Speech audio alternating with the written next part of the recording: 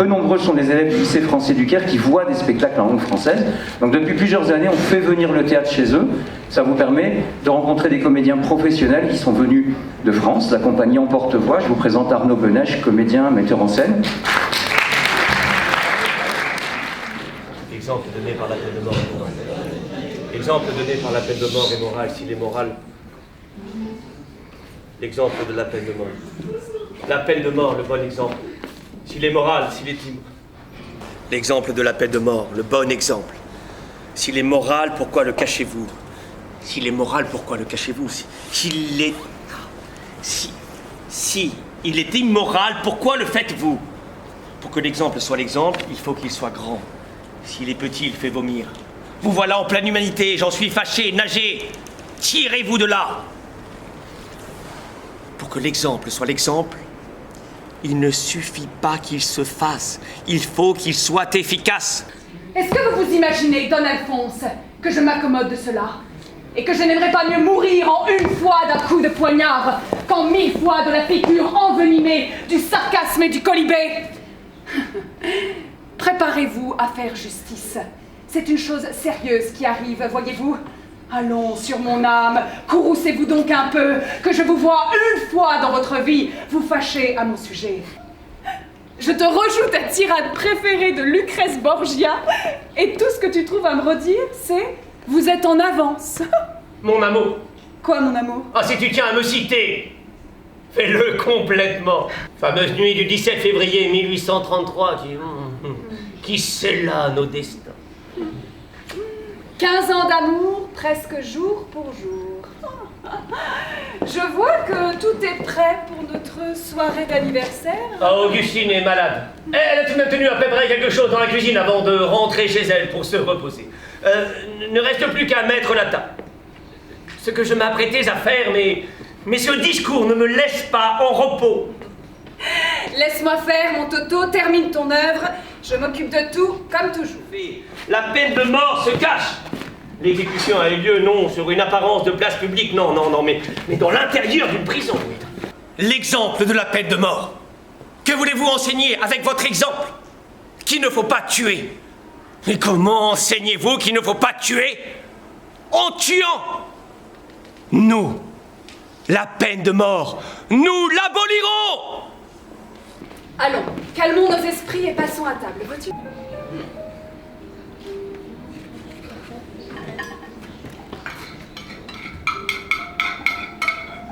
En attendant l'heure de te retrouver, je relisais notre livre d'anniversaire. Et je suis tombée sur cette lettre qui date de 1841. Tu sais combien notre correspondance est précieuse. Ces mots résonnent encore en moi. J'ai l'impression que j'aurais pu les écrire aujourd'hui. Bonjour, mon cher bien-aimé. Bonjour, mon cher adoré. C'est aujourd'hui, c'est ce soir, qu'il y a 8 ans que nous nous aimons. L'amour peut se mettre en plusieurs volumes, comme le génie. Je t'aime de toute mon âme. Eh bien, moi, j'adore ta pièce, mon Totor. Surtout la scène 4 de l'acte 2. La scène 4 de l'acte 2? Oui, quand Donia Sol est prête à tout pour quitter, pour fuir avec l'homme qu'elle aime. Elle est prête à perdre son honneur et sa vie. Maintenant, fuyons vite. Non, il n'est plus temps. Je vois l'échafaud de trop près. Que dites-vous? Ce roi que je bravais en face, va bientôt me punir d'avoir osé lui faire grâce. Il fuit. Déjà, peut-être, il est dans son palais, il appelle ses juges, ses gènes, ses archers, ses seigneurs, ses bourreaux. Hernani, Dieu, je tremble. Eh bien, hâtons-nous donc, alors fuyons ensemble. Ensemble. L'heure en est passée, hélas. Donia Sol, à mes yeux, quand tu te révélas, bonne et daignant m'aimer d'un amour véritable, j'ai bien pu vous offrir, moi, pauvre misérable, ma montagne, mon bois, mon torrent, ta pitié m'a hardissé, mon pain de proscrit, la moitié de l'hiver étouffu que la forêt me donne m'est offrir la moitié de l'échafaud. Pardonne, Donia Sol, L'échafaud, c'est à moi seul. Pourtant, vous me l'aviez promis. Oh, Jean! Je suis un homme heureux et je veux qu'on m'envie.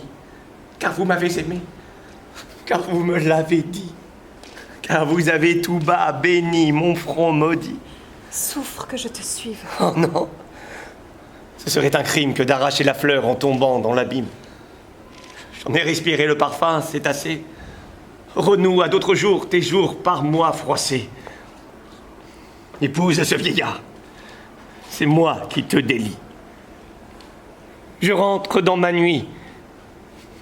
Toi, sois heureuse. Oublie. Vous êtes sans nul doute le plus grand poète de ce siècle. Et vous, mademoiselle Juliette Drouet, vous êtes une comédienne. Rare. Bien. Quasimodo et Esmeralda, enlacés pour l'éternité. Eh bien moi, j'aime l'insouciance d'Esmeralda, cette gitane qui fait chavirer les cœurs, et la grandeur d'âme de Quasimodo. Ton roman, c'est en quelque sorte l'alliance de la belle et la belle. Esmeralda.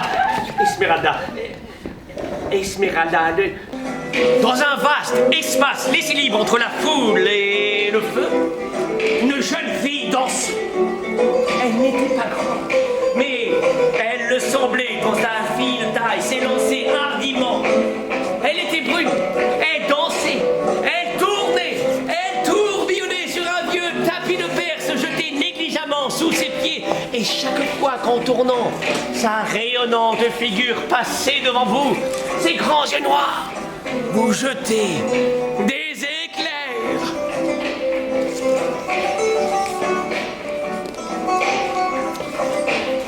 À moi! Non, quoi? À moi! Si, à moi!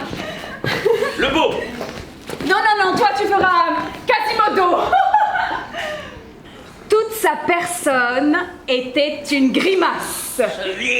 Une grosse tête hérissée de cheveux roux.